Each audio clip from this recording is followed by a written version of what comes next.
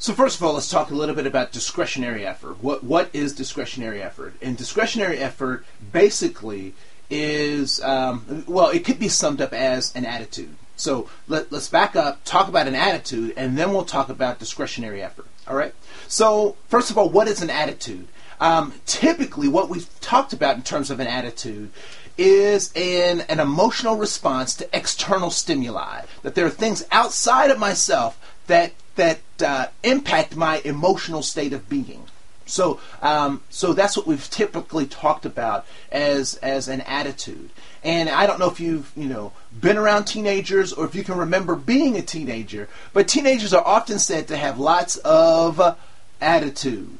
All right, and so for a long time I had troubles trying to figure out what an attitude was because I could not get a really concrete definition to an attitude. My parents would say, boy, fix your attitude. Or I'd have other adults say, you have a nasty attitude. And I actually remember one time my parents told me, they said, go to your room till you learn how to act. Go to your room till you fix your attitude. So I was in my room for a while, and I stepped out into the hallway, and I said, to be or not to be? That's not what they were talking about. And I actually spent a lot of time in my room, right? But one of the things that I started to understand, and I figured it out through this particular parable. And so it goes something like this, and many of you have heard this in some of my talks, so I don't want to belabor it, but I think it's important as it relates to discretionary effort, and we'll talk more about discretionary effort in just a second. And so attitude. As many of you know, my father was a pastor, was my pastor growing up, and on Sundays we would go to church from 7:30 a.m. to 11:30 p.m. We'd stop at 3 o'clock for chicken, not because we're black, but because chicken is delicious. So all day Sunday, that's what I know about Sundays. So Friday night, I'd ask my dad for the car, and what would my dad say? Because he loves me. He would say, no, he would not say no, he would say yes, I could use the car. And so I grab the keys, I go out with my friends, I bring the car back, I even put gas in the car, and I came in before curfew, and so my father would say that I had what kind of an attitude? My father would say that I have a positive or good attitude. Consequently, what would I say about my father's attitude? I would say that my father had a good or positive attitude.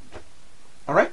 So Sunday rolls along, and my best friend Dexter calls me at noon and says, Andre, can you pick me up for the movies?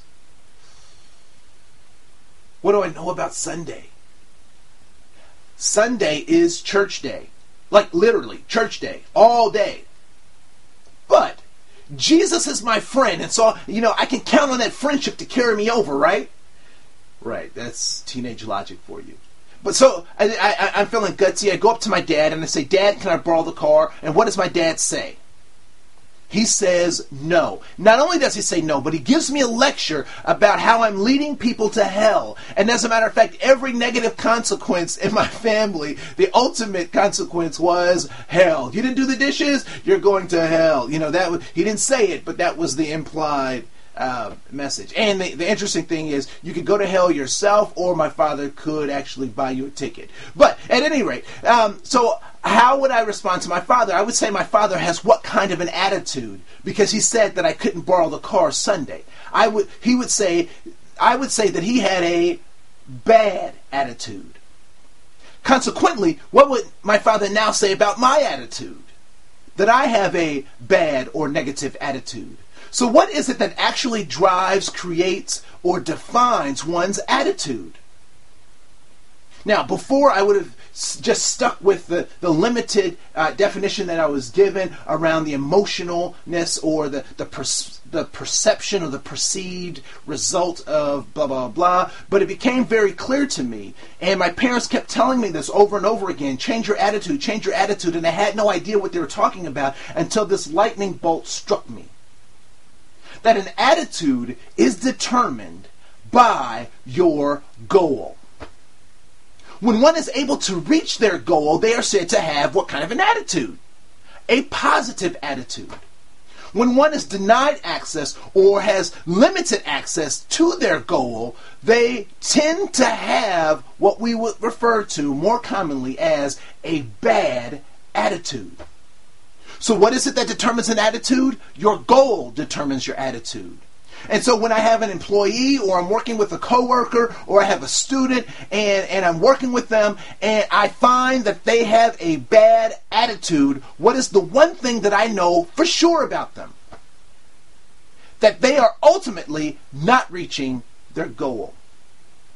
And so as a helper, as a person who is placed in charge of working with individuals, aiding and assisting individuals, I now have two responsibilities to this person. The first of which is that if they're not reaching their goal, my first primary objective is to help them reach their goal. And once I help them reach their goal, that should resolve to a good attitude.